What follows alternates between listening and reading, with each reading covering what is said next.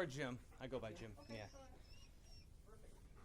You know, dogs can be shot. A lot of other stuff can be shot. Yeah.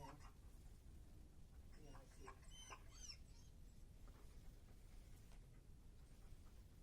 feel terrible asking, does he sit up and He will sit, but it won't be for long. It's okay. If you want, would you want to move this table kind of slanted this way, put him laying in a down position like this on top of the table? It's up to you and have me stand. Will that mess everything up? Whatever you guys want to do. Yeah. Okay. Well, let's Let me try. I'll get sit up sit. for just one or two questions. Yeah. Yeah. How's that? That's good. Oh, perfect. Okay. Jim, what made you become a canine officer? I've been in law enforcement for approximately 15 years prior to being canine, and just seeing on the job the roles that canines play for law enforcement as an effective tool for finding people, and then also realizing that canine is a very effective tool to reach out to the public. As everyone knows, there's a lot of bad press about law enforcement nowadays in the media. With a canine dog, going out to every single call I go on to, majority of the time people say, do you have a police dog? And I tell them yeah, and I bring them out and talk to them and show them. And it's just a good way to bond with the community. So, Great. And Sit. what is your dog's name? off. Off. Off. Los. Sit. My dog is named Cash. He is a 16-month-old German Shepherd. So we've been working together for about 5 months now.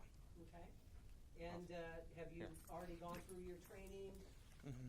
Yeah, when I started in October with him, we went through 6 weeks of training. That was just to get initially certified as a canine handler with him. And we do weekly training after that, and then but there's daily training that goes on. And he is just so rambunctious. He's 16-month-old, and so he still thinks he's a puppy. So much energy. Like a 2-year-old. Yes, yes. Yeah. So now, does Cash live with you and your family? Cash does. We take them home with us. They live with us. It's up to us whether or not we determine if they're a house pet or if they're outside. Majority of officers, we have a special, huge bond with our canines. But when it comes down to it, he is a work tool. So most of us do not have them as a house pet. They're outside in their kennel, and that just helps them keep primed for work when the time comes. Los. And I know you work with your dog in the field, and have you also worked with our chaplains? Is there any time where you've worked with our chaplains in the field where the chaplains have made a beneficial impact on a call out with you? You know, to answer that question, there's so many times that the chaplains have helped us out there in the field. Like I said, prior to being canine, I was an officer for 15 years in the department. Having the chaplains there it's a godsend, huge tool for us, and it's a benefit. When we have a major incident where somebody is injured or they may have been killed, we call the chaplains out there, and they can deal with the family. Therefore, we have to do our investigation. Sometimes the public, we're there to help them. Sometimes they don't like talking to us.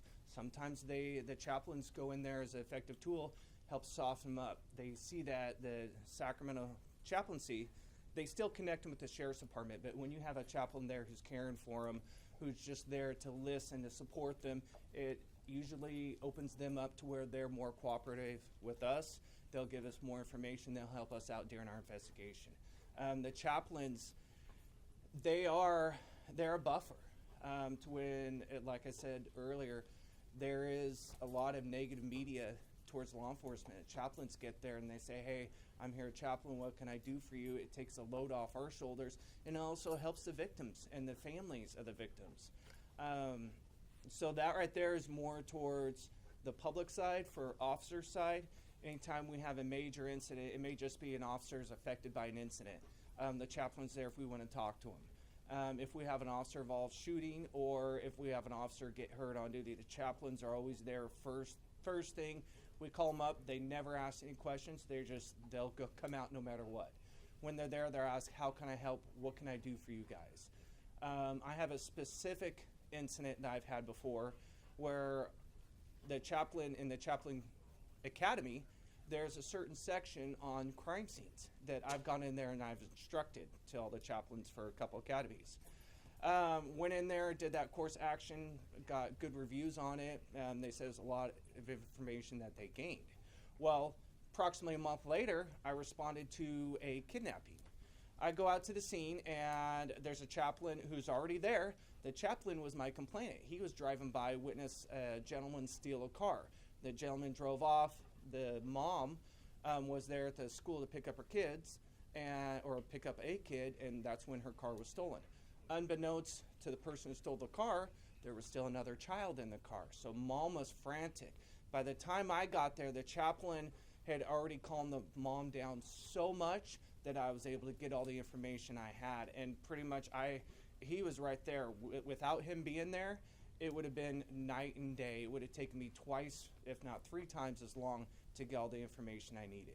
And it's just the amount of information he was to provide to me regarding the incident as a witness. He said that went back to the crime scene demonstration or lecture that he had in his academy. Then also just being there to support. That's one of the first times that is it truly affected me and benefited me. And then there's been numerous times after that. So. Wow, thank you so much. If that wasn't too long. Sounds like, no, we do a lot Yeah, of yeah. editing and stuff. Yeah. Sounds like you're a big fan of the chaplaincy. I am. One thing I love about our department, it is very pro-chaplain, and it's, even though it's a government entity, it's faith-based. How many swearing-ins do we have a prayer? How many funerals do we have a prayer? That's one thing I like for people who do have religious beliefs. I just think it's a benefit more than that. Fantastic. And are you one of our ambassadors? Yes, sir. Okay. You're one of our LECS ambassadors. Tell me about your role. I was approached by a sergeant who was already ambassador. He told me, hey, Jim, I know your characteristics, caring, that kind of thing. I think you'd be interested. I went and I talked to him about what the functions were. And after that, I signed up and became an ambassador. With being an ambassador, I am a liaison pretty much between the chaplains and patrol officers. We have chaplains that come out to our briefings. They do ride-alongs. But a lot of our officers just say, hey, chaplains are here. Let's call them for a horrible scene where they can come out. And you go, hey, you know what? The chaplains are there for a lot more than that. The chaplains that have done ride-alongs for me, I built relationships to where they come out. They'll see me out on a scene. And I'm like, hey, Chaplain Joe, Chaplain Vicky, can you go do this for me? There's certain times when new officers are kind of hesitant. Hey, you know what, that's chaplain, I may not be religious. You just go talk to them. Hey, you know what? No, it doesn't matter. They're not going to judge you. They are here for you. Whatever you want to vent to them in the car, whatever you guys talk about, doesn't go outside the car. So if you're telling them you're having a hard time with A, B, and C, they're going to, if you want advice, one, they're going to be a listening ear, or two, if you want them to give you kind of advice, some mentoring back, they're here for that. Fantastic. Great. Los. I think that covers my questions. Did you get Off. You got the dog on some of it? Okay. All right. Los. Try just one more of him saying his name and his dog's name and how long we worked together with the dog up kind of closer in the frame. You want me kneeling down and doing that? Yeah. Oh, yeah, that'd be great. Los. Sit. Heel. Heel. See, brand new.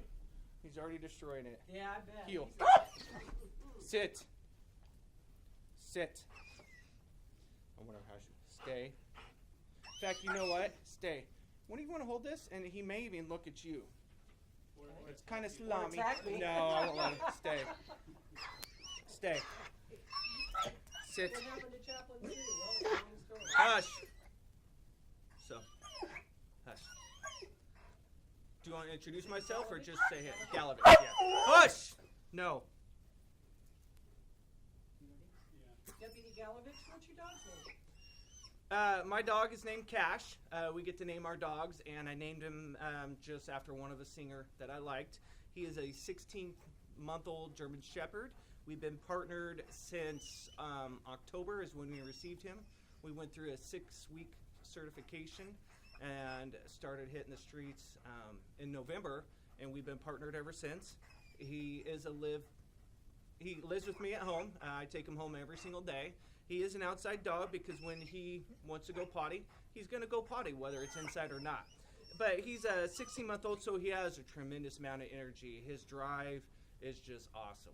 One of the best partners I've ever had. He specializes in patrol protection, locating of suspect missing people, and then also article evidence detection too. Awesome. How old is he? You said 18 months old? He is 16 months old. So yeah, we've had him since he's 11 months old, and he's showing a lot of characteristics that he's going to be a good working dog. All right. Thank So, you all very right. much. Will you hold just for a second? I want to reframe and get a close-up just of Cash. Yeah. And you can Sit. kind of be Stay. Hold on. pegging him, Hold on. talking to him. It's really Stay. nice Off. job, Cash. Stay. Hold on. Stay. Sit. No. Hold on. I guess we do this photo ops all the time. Heel. Heel. Sit. Stay. Stay. Sit. Stay. Stay. Stay.